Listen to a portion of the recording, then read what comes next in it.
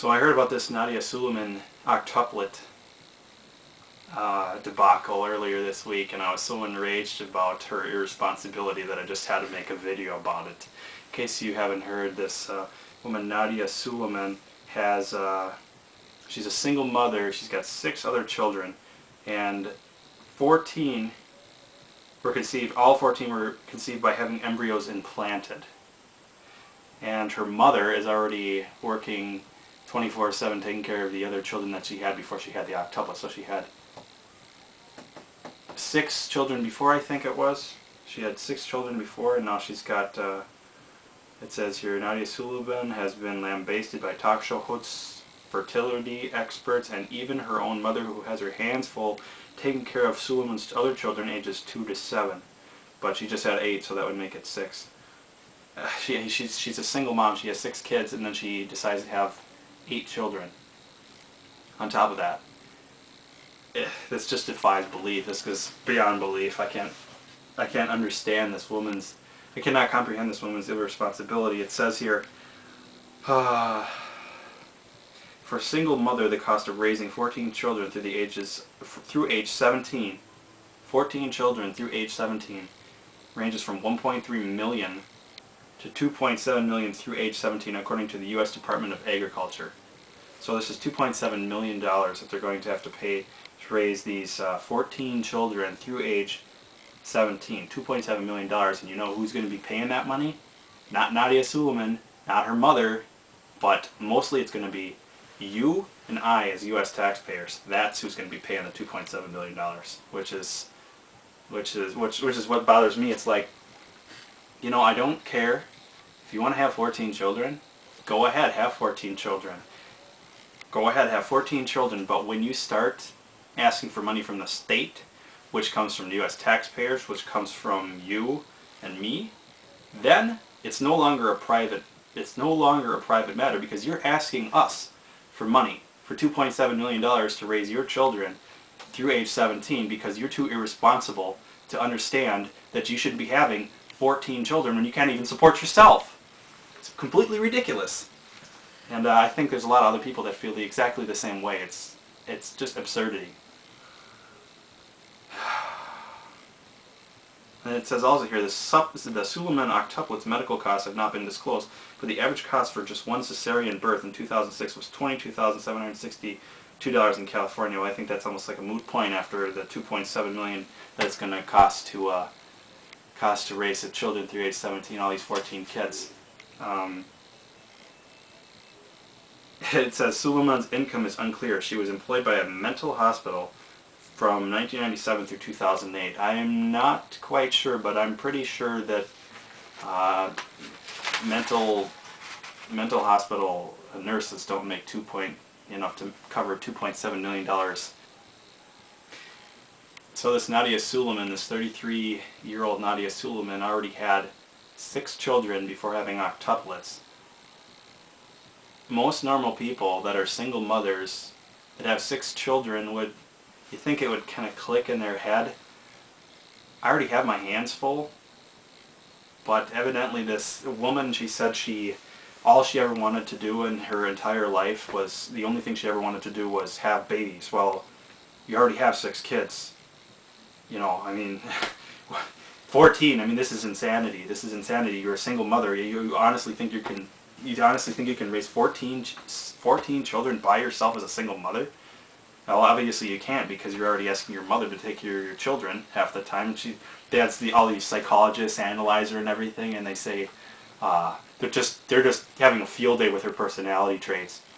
They're saying this woman is narcissistic, and she's has this false sense of entitlement, and she is just egomaniacal, or just going on and on and on, and having this field day with her, this Nadya Suleman. And I think pretty much every criticism that they've made of her so far has been justifiable, because this woman just defies belief. $2.7 million through age 17. It's I think there's a lesson to be learned from all of this, that if you want to have children, I think it's your right to have children, but when you have so many children that you cannot support, them yourself, and you have to ask the state for money, and to ask the U.S. taxpayers for money to support your irresponsible behavior, then I think it's no longer a private activity and a private matter. It starts to become a matter of the state, and I think the state should be able to say, okay, if you're going to need $2.7 million to raise your 14 children that you were too irresponsible to if you want $2.7 million to raise 14 children, you're going to have some conditions, first of all, before we fork out the money that you just think that you deserve, because this collective, because we have this collective irresponsibility mindset in the United States. What we're going to have to do is we're going to have you be neutered like a dog or something. I mean, we're going to have your tubes tied. If you can't control your sexual urges, or your in this case it's not your sexual urges, but it's your entitlement to have as many children as you want, and not think about the consequences to doing that. So I think there should be if you have an extreme case like this, I think that there should be a set of the government should not just feel like it's obligated to fork out $2.7 million to support this woman's irresponsibility any more than they should support anybody else's irresponsibility. And if you say, okay, it's a matter of privacy, the Fourth Amendment or whatever, yes, it's a matter of privacy. It's a matter of privacy so long as you don't involve other people to support your irresponsibility. I think one of the lessons that we can take away from this Nadya Suleman case is that I think if there was a little bit more of a consequence for most of these people who decide to have these embryos implanted and have 14, 12, 10 children, is that if they realize, oh, the state isn't going to be there to support my irresponsible behaviors constantly, then maybe I'm going to rethink my behavior and not have 14 children and have this sense of entitlement before I start having all these children. So I guess that's the lesson that we can take away from this, that these Social Security, not Social Security, but these welfare benefits that the state offers should come with some conditions to support types of behavior like this. Like if you're going to have 14 children, then you should have some kind of a restriction on your freedom, or not on your freedom, but there should be some kind of a consequence for your irresponsible behavior.